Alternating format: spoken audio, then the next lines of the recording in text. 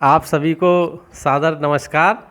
मैं doctor Abhishek Gupta Excel concept classes में आप सभी का हार्दिक स्वागत करता हूं। और आज मैं हमारे परम आदरणीय डॉक्टर सत्य प्रकाश पांडे सर, जिन्होंने एक बहुत ही अच्छा इनिशिएटिव शुरू किया है समाज के लिए, तो इसमें एक अपनी छोटी सी आहुति देने जा रहा हूं। तो आप सभी इसको बहुत अच्छी तरह सहयोग करें। तो आइए आज हम एक क्लास इसमें जो लेने जा रहे हैं वो सेल के ऊपर लेंगे, प्लांट सेल। तो सर्वप्रथम हम प्लांट सेल का एक स्ट्रक्चर बनाते हैं। सबसे पहले एक ये हेक्सागोनल आकृति बना लेते हैं।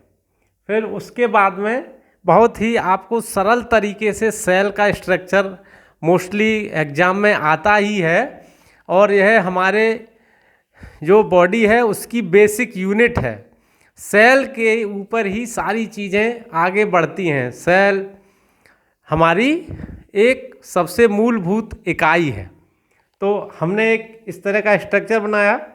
तो ये प्लाज्मा मेम्ब्रेन है। अभी नोमेनक्लेचर हम लोग बाद में करेंगे, पहले बनाते हैं।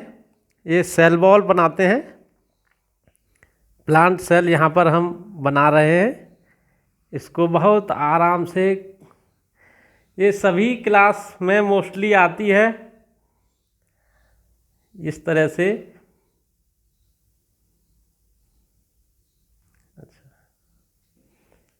बहुत अच्छा स्ट्रक्चर यहाँ आप लोग अपने ड्राइंग में एग्जाम में जब बनाएंगे तो इसको कलर डायग्राम से बनाएं। सेल का स्ट्रक्चर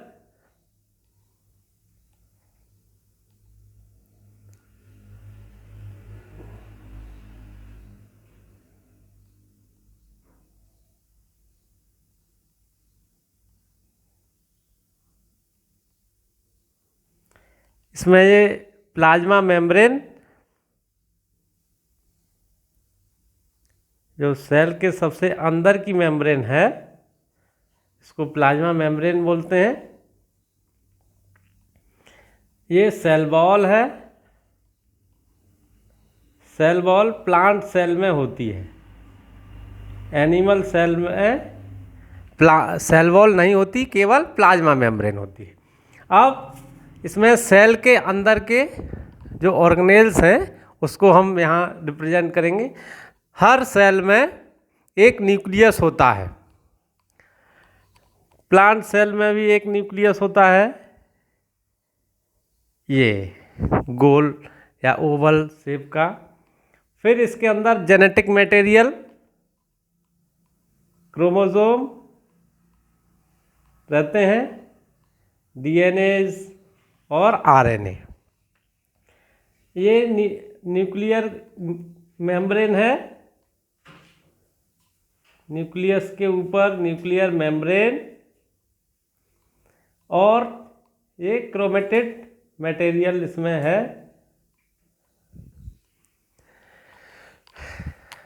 और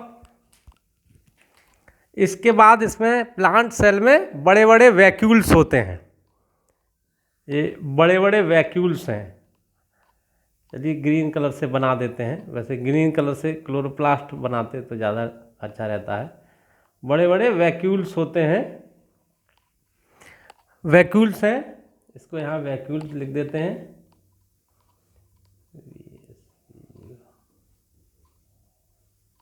वैक्यूल्स। और प्लांट सेल में माइटोकॉन्ड्रिया होती हैं। रेड कलर, कोई और कलर है? हाँ, ये माइटोकॉन्ड्रियाज हैं, जिसको सेल का पावर हाउस बोलते हैं। Mitochondrial membrane, double layer, outer layer and inner layer of mitochondria. ये इसके क्रिस्टी हो गए।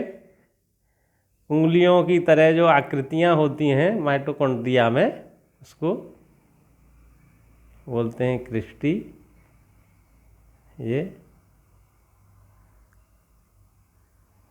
और इसमें ये फ्लूइड रहता है।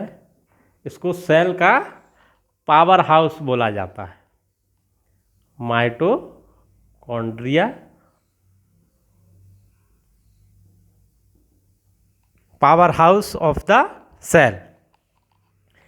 और प्लांट सेल में एक सबसे इम्पोर्टेंट चीज़ क्लोरोप्लास्ट, जिसके कारण जो हमारी पत्तियां हैं, स्टेम हैं, और हरे होते हैं। तो उसमें एक जो होता है क्लोरोप्लास्ट, ये ग्रीन कलर से बनाते हैं, ये भी डबल मेम्ब्रेन होती है। इसमें ये थैलेकॉइड्स रहते हैं। सिक्के की जैसे हम ढेरी बनाते हैं, उसी तरह की संरचनाएं इसमें रहती हैं, इनको बोलते हैं थैलेकॉइड्स। ये हो गया क्लोरोप्लास्ट।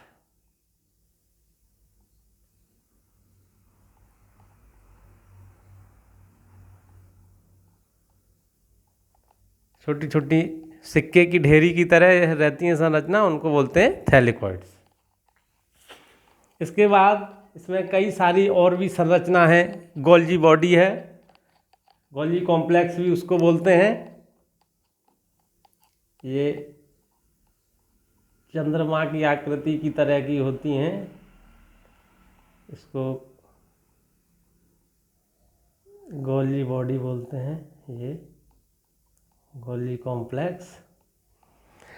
न्यूक्लियस से लगी हुई एक और रचना होती है, उसको बोलते हैं एंडोप्लाज्मिक रेटिकुलम। ये इस तरह से होती हैं, दो तरह की होती हैं, एक स्मूथ और एक रफ। ये भी डबल लेयर की होती हैं। इधर हम ये स्मूथ एंडोप्लाज्मिक रेटिकुलम है, और ये रफ एंडोप्लाज्मिक रेटिकुलम यहाँ हमने बनाया, और इसके ऊपर राइबोसोम्स लगे रहते हैं। इसको इस वजह से रफ एंडोप्लाज्मिक रेटिकुलम भी बोलते हैं।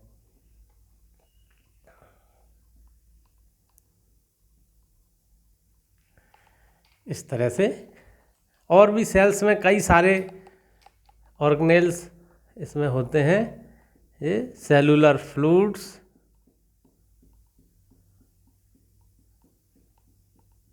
पूरे सेल में इस तरह से रहता है, जिससे कि एक ऑर्गेनेल्स दूसरे ऑर्गेनेल से जो आपस में घर्षण होता है, तो उसमें उसकी क्षति न हो, टूटे ना।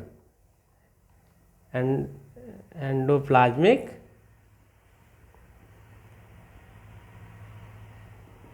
Reticulum smooth, and this is the ये रफ एंडोप्लाज्मिक रेटिकुलम हो गया। ये प्लाज्मा मेम्ब्रेन है, माइटोकॉन्ड्रिया। इस तरह से ये बहुत ही सरल तरीके से हमने सेल का स्ट्रक्चर यहाँ पे बनाया है। प्लांट सेल,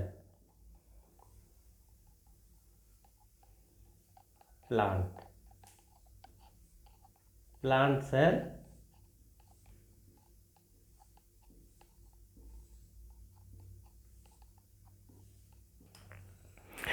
तो इस प्लांट सेल आज हमने यहाँ पर स्ट्रक्चर बनाया है प्लांट सेल का। तो इसको हम 3 पार्ट में बांट सकते हैं: सेल मेम्ब्रेन, न्यूक्लियस और साइटोप्लाज्म। तो मुख्य इसमें सभी चीज़ों का अपना अपना अलग अलग रोल होता है। सेल वॉल का मुख्य रूप से रोल है कि बाहरी किसी भी चीज़ से उसको प्रोटेक्ट करना, सेल को। और उसके बाद जो अंदर सबसे इम्पोर्टेंट पार्ट है न्यूक्लियस, सेल की वृद्धि जिससे होगी, क्रोमेटिक मटेरियल, जेनेटिक मटेरियल जो होता है वो अगली सेल्स उससे बनती हैं। उसके बाद जो सेल को अलग अलग फंक्शन करने हैं, तो उसमें क्लोरोप्लास्ट की वजह से फूड सिंथेसिस होगा, उसमें फोटोसिंथेसिस होगा। माइटोकॉन्ड्रिया की वजह से एनर्जी प्रोडक्शन होगा, उसको पावर हाउस बोलते हैं। उसमें लाइसोसोम्स होते हैं, कुछ राइबोसोम हैं, प्रोटीन सिंथेसिस में हेल्प करेंगे। और भी कई सारे उसमें ऑर्गेनेल्स होते हैं जो कि सेल को प्रोटेक्ट करते हैं, बढ़ाते हैं। फिर इसी तरह से सेल्स में और अंदर हमारे वैक्यूल्स हैं, सेल को लार्ज रखने में, एयर का गैसियस ट्रांसफ़र करने में सेल को हेल्प होता है। तो इसी तरह से सेल हम हर प्लांट की, एनिमल की एक बेसिक स्ट्रक्चर है। तो इससे आप आगे धीरे धीरे बढ़ें। और आज का ये क्लास सेल का है।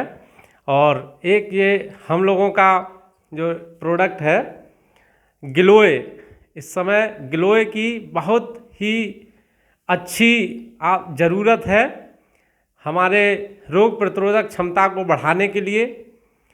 गिलोय बहुत ही अच्छा औषधीय गुणों से युक्त है। तो एक इसको चाय के फॉर्म में इसमें को बनाया गया है।